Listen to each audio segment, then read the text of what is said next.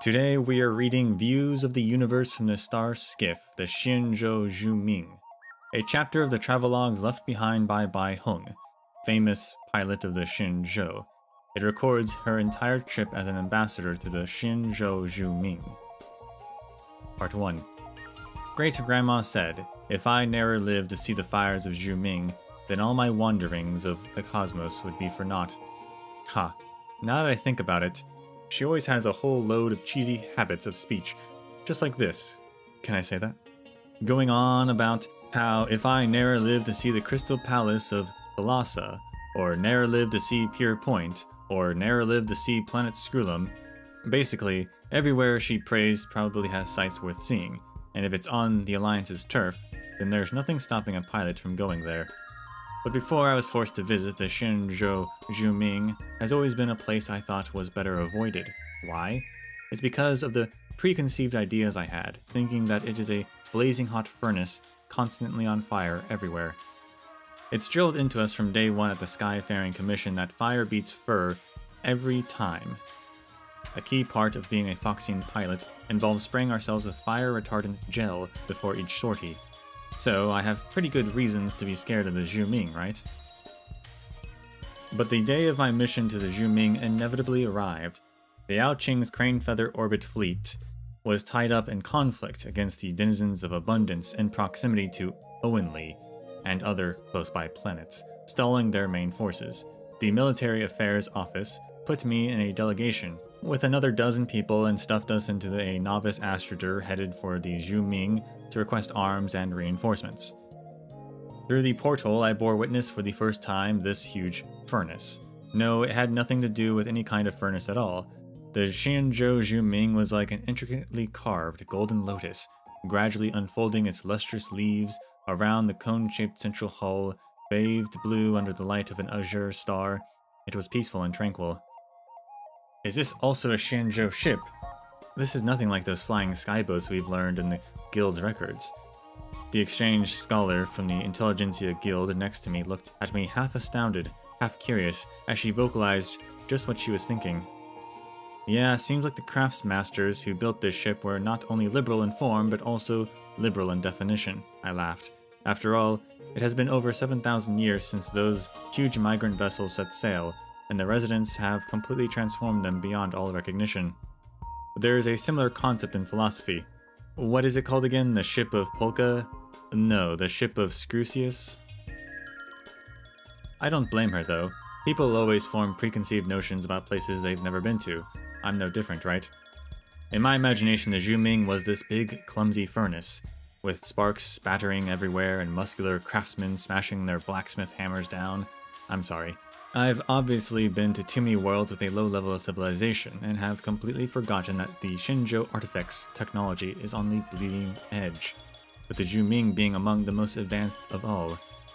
This feeling is most evident when stepping onto the Starskiff port named Radiant Zenith. It was like dipping into a cool, fresh pool of water with light filtered into a comfortable, soothing honey yellow. The vast Starskiff platform seemed to be entirely chiseled out of a single block of moonstone, so big that it disappeared over the horizon. Even more astonishing was the seamless integration of the structure's frame into the port, as if it was an array of metal organically sprouting from the minerals below. Without a doubt, this proud and blatant display of craftsmanship was sculpted deliberately to debunk any biased ideas Outworlders might have formed before they arrived on the Zhuming. And the person that the Artisanship Commission leader sent to welcome our delegation was a little kid barely in his teens. Master Huaiyin sends me here to receive you. This shy and juvenile voice and the lack of pointy ears showed no possibility of him being a child-looking elder, a Vijayattara with delayed physical development. Now that I think about it, he must be a personal disciple of Master Huaiyin. A wunderkind plucked from who knows where. Greetings, esteemed delegation guests. I'm a craftsman of the Zhuming Artisanship Commission. My name is Ying Xing. Master Huaiyin is busy with the preparation of new armaments and has sent me in his place to receive you. In fact, I also have lots of work to do and won't live very long, unlike the Celestials of the Xianzhou, so please if you'd hurry along behind me, then we can complete the handover process faster. This craftsman welcoming us was actually a short-life species? I was nearly fatigued from surprise already. How else did the Xianzhou Zhuming plan on surprising me? Part 2. The kid called Yingxing turned out to be a short-life species and an outworlder, here to learn his craft. I spent a lot of time buttering up this shy kid on the way before I learned of his background. He seemed a little insecure, but kids would always need a little encouragement before opening up to you. Just as elixir seekers rush to the Luofu in a never-ending stream, so too is the Zhuming up there with Pierpoint and Sculum for craft apprentices, or any other holy sites for manufacturing excellence that I may not be aware of. Countless outworlders come to the Zhuming from all over the cosmos to study skills, and most return to their homelands afterward to disseminate those learnings. But not Yixing.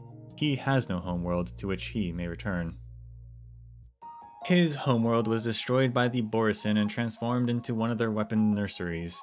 I knew what that meant. This kid's family will become literal pieces of meat with no dignity, nutrient to those mountainous mecha beasts. And upon arriving at the Xianzhou, so fresh from escaping the clutches of death, this child pledged to strive towards one goal, and one goal only: to learn how to make weapons for the Cloud Knights to root out those terrifying and malicious monsters. He was incredible at his work, earning his accolades, and now entitled to be called a craftsman at such a young age. However, other Celestial Masters tell me I've still got a long way to go. It's not that I'm lacking in enthusiasm or motivation.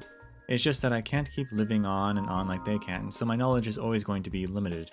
Maybe I'll never even live to see the day my parents are avenged. Seeing his dejected look made me feel dispirited. Just ignore all those old guys. Pfft, they're no celestial. They're just jealous of you. Short-lived geniuses who only live a few dozen years are actually a dime a dozen in the genius society. Their achievements are still glorious enough to shake the entire cosmos. What difference does it make to your achievements, whether you're a long life or a short life species? Just focus on what you want to do, and let fate take its course. The kid seemed to have a brighter expression on his face. Suddenly, he shook his head once more. But I shouldn't ignore everything said by those old guys. Master Huayin, he respects me a lot, and has taught me a lot too. Such vengeance bestowed by cruel fate, such a piteous backstory, and such precocious endowment. I couldn't help but pat the kid on the head, but he seemed to see right through me in a second, covering up my hand with his own smaller one and patting it in comfort, as if suddenly returning to his senses he remembered the purpose of his visit. My master urged me to take you on a visit to the Flame Disc Forge Palace. Should we get down to business and talk about the reinforcements and weapons first? I'm just passing on Master Huayin's orders. Smelt 1,000 stars quickened with steel of heroes. The forge's light boosts power and might, and armaments guard both hearth and meal. These verses hang in adornment in the main hall of the Flame Disc Forge Palace. Records of the early nation showed that an unknown emperor of the primeval Imperium days once gifted the master craftsman of the Zhuming, Ying Di, with a weapons-casting mold in honor of its maiden voyage. To this day it remains, passed down through the ages to be pride of place in the palace. Some 60 or 70% of all of the Xianzhou's armory comes from the artisans of the Zhuming, and the Flame Disc Forge Palace is the foundational base of the Zhuming's Artisanship Commission, in which we stood. My peers on the trip were perplexed by this strange arrangement. Had Huayin brought us here to show off how precious his forged weapons were, and to use that as a bargaining chip with the Yao Qing? Did he send a kid because he was planning on rejecting us? The thought of possibly engaging in debates made me irritable. You can't just go complaining on somebody else's turf. That's something my great-grandma always taught me to save my hide. I made up my mind there to not express any dissatisfaction until Huayin met with us personally. Part 3. Little Yingxing took us by boat to the entrance of a dark circular hall. He produced a piece of paper, casually folding it in the shape of a bird, and with a few words it flew off swiftly, wings flapping. Moments later, the ground shook all around the hall, as if some device had been activated, and sounds as loud as a landslide could be heard. The carved walls of the hall rapidly began to separate and shrink, and gradually all that remained beneath our feet was the base of the hall. A light shone in from seemingly nowhere, bathing the room in a glow. The entire delegation almost hugged each other, so terrified were we all. Soon we came to realize that this hall we were in was floating along an invisible orbit, with a dazzling light as bright as a star below us. It was like clinging onto a meteorite as we hurtled slowly along the orbit's path, like a celestial body around this sun. This ball of light rays kept on pulsing, shifting continually like a talking heart. It was talking. It was actually talking. Every ray of light from the sun was beating, as if undergoing intense turbulence, or rather, like a fury suppressed since ancient times, gnarling and gnashing as it tried to drill into my consciousness. In an instant, a flood of scenes well up and rampage through my mind, like a book with pages flipping in the wind. A tree with no boundaries suspended upside down from the heavens, its branches piercing the starry sky.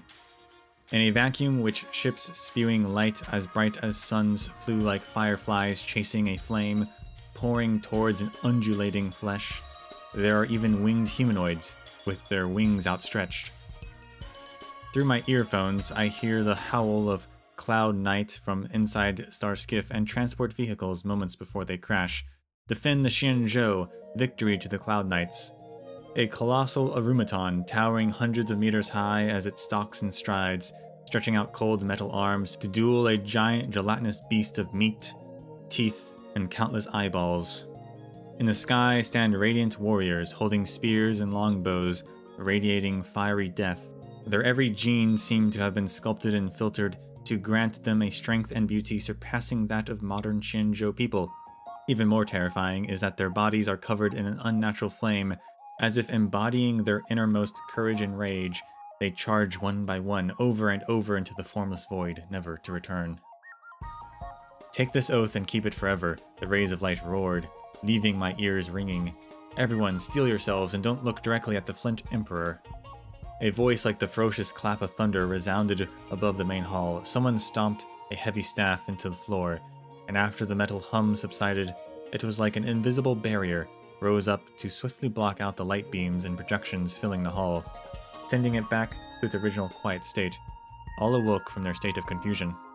The master of the Flame Disc Forge Palace, also the longest-lived human aboard the Xianzhou, a master among craftsmasters, Huai Yin, had finally arrived.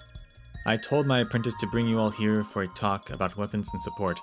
I didn't think he would forget to cover up this pseudo-sun, and nearly got you all stupefied. The fault is entirely my own, and I apologize to each and every one of you. Huai Yin strode with mountainous steps up the staircase that appeared from thin air. Gradually he arrived before us. I have received Helm Master Qing Ying's request. The Yao Qing is having trouble fighting off the enemy, and the Zhuming can't stand by idly and watch from the sidelines. But there has to be a but incoming. When faced with attack from a formidable foe, or a need to recuperate, every Xianzhou retains their own right to decide whether or not to send reinforcements. What reason will he give to turn down this request of ours? The Zhuming wants not for arms. I will allocate you 300 fighter jets, 20,000 thunder crossbows, and 20,000 devastator glaives based on Qing Ying's request. But we, the Zhuming, have our own hands full with eradicating filth. So, as for reinforcements, I can give you a number equal to the size of your delegation.